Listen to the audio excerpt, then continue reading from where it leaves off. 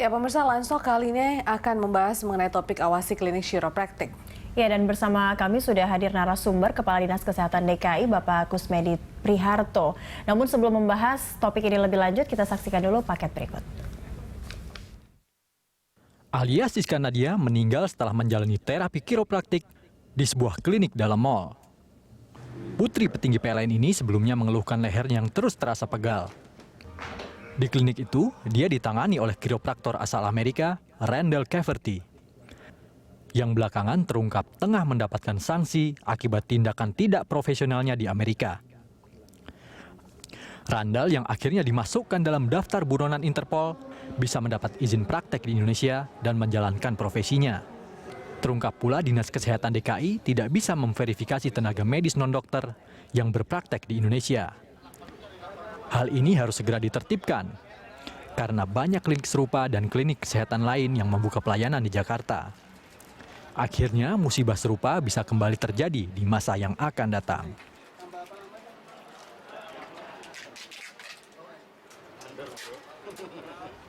Iya, V, kalau tadi melihat paket tadi itu, kalau melihat ternyata praktek terapi chiropractic itu ternyata begitu kan terapinya gimana? Ini sih sebenarnya tergantung yang berobat ya. Iya. Artinya bahwa kalau memang ini adalah cara yang benar sebenarnya tidak masalah. Tapi kalau akhirnya ada yang meninggal, ini yang menakutkan. Dan efek setelah melakukan terapi itu yang harus diketahui ternyata ya. Iya. Dan kita akan membahasnya dengan narasumber kita.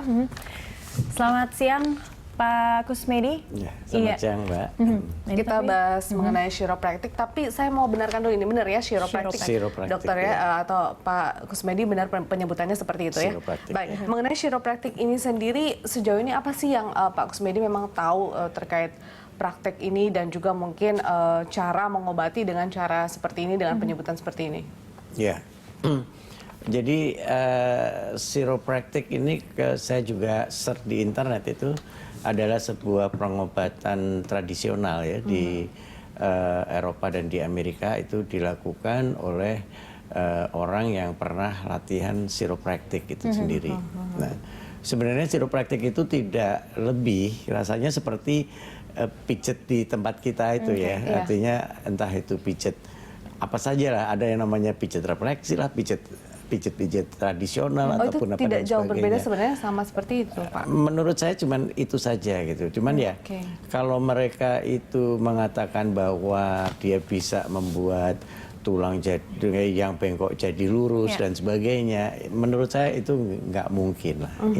Tetapi bahwasannya ada otot yang lelah, kemudian ada sumbatan pembuluh darah karena otot sakit dan sebagainya, kemudian dipijet, kemudian Sampai kita istilahnya dibunyikan, dipletakin gitu. Dipletakin yang seperti itu. Terus ada orang yang merasa enak, ya mungkin saja seperti itu. Tetapi kalau untuk terapi yang tadi yang disampaikan terhadap penyebabnya karena tulang, itu nggak mungkin.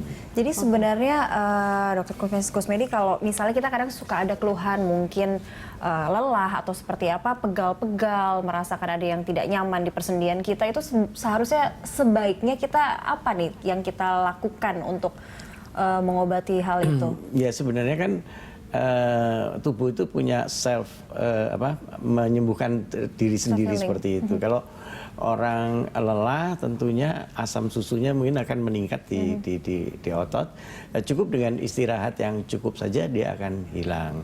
Nah kalau misalnya ada pembuluh darah mungkin yang menyempit, mungkin karena kedinginan AC dan sebagainya gitu, orang mencobanya menggunakan penghangat, ya kan? Penghangat biasanya kita berjemur di panas pagi hari atau mungkin mandi menggunakan air hangat, itu kan bisa membuka pembuluh darah semuanya. Meskipun akan akhirnya hadir juga semacam proses penyembuhan dengan cara chiropractic ini sebenarnya tidak masuk dalam keilmuan mungkin kedokteran begitu, Pak Kusmedi ya. Ini di luar atau bisa dikatakan pengobatan secara tradisional mungkin seperti itu. Ini beresikokah sebenarnya, Pak? Semua tindakan pasti punya risiko ya. Cuman risikonya itu akan risiko yang ringan, berat, atau malah membahayakan seperti itu. Artinya misalnya saja pada si korban yang ada tadi ini ya, dia nggak bisa melihat, dia memang menggunakan foto ronsen untuk melihat yang semacam itu di foto, tetapi untuk saraf, kemudian pembuluh darah yang kecil atau mungkin yang besar, dengan foto ronsen seperti itu tidak akan bisa tampak seperti itu. Nah, untuk kasus yang diderita oleh almarhumah Alia ini didiagnosa dia menderita kelainan tulang kiposis seperti itu, Dok.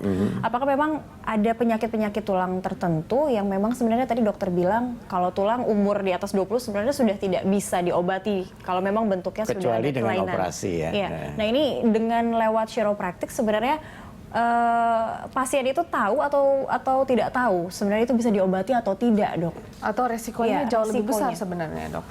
Ya, artinya gini, dengan bentuk tulang belakang yang berbeda, kita tahu bahwa di dalam tulang belakang itu ada sumsum tulang belakang yang di dalamnya mengandung banyak saraf-saraf untuk seluruh tubuh, termasuk pembuluh darah yang ada di situ juga. Dengan kelainan bentuk yang seperti itu, tentunya pasti juga ada kelainan yang itu tadi, gitu loh. Nah, justru kelainan itu dimanipulasi dengan tidak melihat langsung, tetapi dengan gerakan yang dia anggap itu akan membantu seperti itu. Baik, berbicara mengenai chiropractic ini, kita mungkin juga ada sempat sedikit membaca mengenai historis chiropractic. Ini kan tadi dokter sudah bilang juga berkembang di Amerika dan Eropa. Apa yang membuat kondisi di sana bisa melahirkan tenaga-tenaga ahli seperti ini, dan ini bahkan ada universitasnya begitu, dokter? Iya, betul.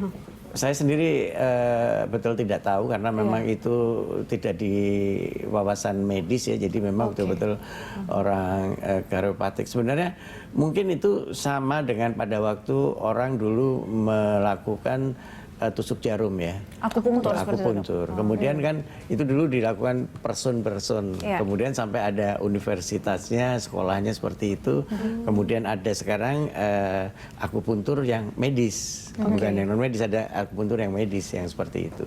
Nah, itu akhirnya mengeluarkan orang-orang yang memang diakui kompetensinya terhadap itu. Tapi kalau dibandingkan dengan proses penyembuhan dengan keilmuan kedokteran, ini memang jauh berbeda, Dok, caranya?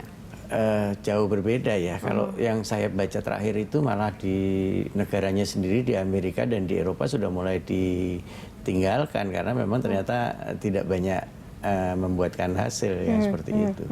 Nah, tapi kenyataannya di Amerika atau di Eropa sendiri yang mengawali ini sudah meninggalkan praktek ini, tapi justru belakangan malah populer di Indonesia. Nah, ini apa yang terjadi? Ini memang menjadi masalah di kita ya, masyarakat kita itu. Sebenarnya di Indonesia sendiri ada dokter-dokter Indonesia yang chiropractic juga. Ada mungkin komunitasnya sekitar 20 sampai 25 orang. Praktek di dalam rumah sakit di bawah mungkin spesialis. Tidak ada di rumah sakit ya. Saya sendiri tidak tahu kok mereka tidak muncul gitu ya di pelayanan. Apakah klinik-klinik begitu yang maksudnya yang dipegang oleh orang Indonesia. Apa karena memang karena orang Indonesia jadi nggak laku gitu, tapi kalau di mall, walaupun di mall yang layanin orang bule dia pikir wah meyakinkan seperti itu ya, Dok ya. Karena kan yang datang ke situ itu kan bukan orang yang tidak mampu atau orang yang tidak berpengetahuan. Itu kalau saya lihat kemarin membernya mereka, waduh, saya dan biayanya juga tidak murah seperti itu. Makanya cukup fantastis begitu. Ini kenapa sih, Dok, kemudian klinik semacam ini bisa artinya beroperasi dengan cukup masif juga ya di Indonesia, di beberapa pusat perbelanjaan, bahkan di ibu kota seperti ini, Dok? Jadi kita bicara masalah izin ya. Jadi izin itu ada dua. Jadi izin yang pertama adalah izin untuk orangnya sendiri, artinya SDM-nya untuk dalam melakukan praktek itu harus punya izin. Betul. Kemudian izin kedua adalah izin sarana. Izin sarana biasanya itu dikeluarkan oleh pemerintah daerah. Nah, dalam hal kesehatan biasanya memang di dinas kesehatan. Tetapi karena Pemda DKI mempunyai BPTSP, maka mengeluarkan surat-surat ini semua pengurusannya melalui satu pintu tersebut. Gitu. Nah, biasanya sebelum membuat suatu izin klinik itu harus ada penanggung jawab klinik. Yang mana penanggung jawab klinik itu sudah punya izin praktek di tempat tersebut. Untuk mengeluarkan izin praktek, seorang dokter ataupun mungkin tenaga kesehatan lain yang mempunyai kemampuan untuk berpraktek, itu biasanya dia harus berpendidikan, kemudian mempunyai ijazah, kemudian dia harus melewati tes kompetensi namanya, yang dilakukan oleh KKI, Konsil Kedokteran Indonesia. Kalau konsil yang lain juga ada seperti itu. Nah, baru kemudian setelah dia mendapat sertifikat bahwa dia layak untuk dalam kompetensinya itu, dia akan minta rekomendasi dari Ikatan Dokter Indonesia kalau dokter. Kalau bidan, Ikatan Bidan Indonesia, kalau perawat PPNI, dan pekerjaan-pekerjaan yang lain ya, tergantung rumpunnya tadi. Dari situ baru si dokter mendapatkan izin praktek. Nah, setelah dia mendapatkan izin praktek, karena dia mungkin ada klinik, dia pengen bikin klinik, nah dia urus izin klinik itu adalah izin sarananya tadi. Tapi untuk klinik yang bermasalah ini tadi, chiropractic ini, sudah ada cabangnya, ada beberapa, kurang lebih ada hampir 10, dan ini juga ada sudah di 6 tempat, ada di 6 tempat di Jakarta ya. Nah, ada di 6 tempat itu, dan hampir semuanya tidak memiliki izin. Dan juga dokter yang menangani almarhumah Alia ini, Dokter Randall Cafferty ini juga sebenarnya punya latar belakang masalah blacklist dari hal kriminal juga ada, dan juga dari segi medis. Nah, ini berarti apakah tidak ada uji kompetensi sebelumnya terhadap dokter-dokter asing yang berpraktek di chiropractic ini, dan juga tidak ada izin, itu apa yang bisa membuat akhirnya mereka membuka banyak cabang?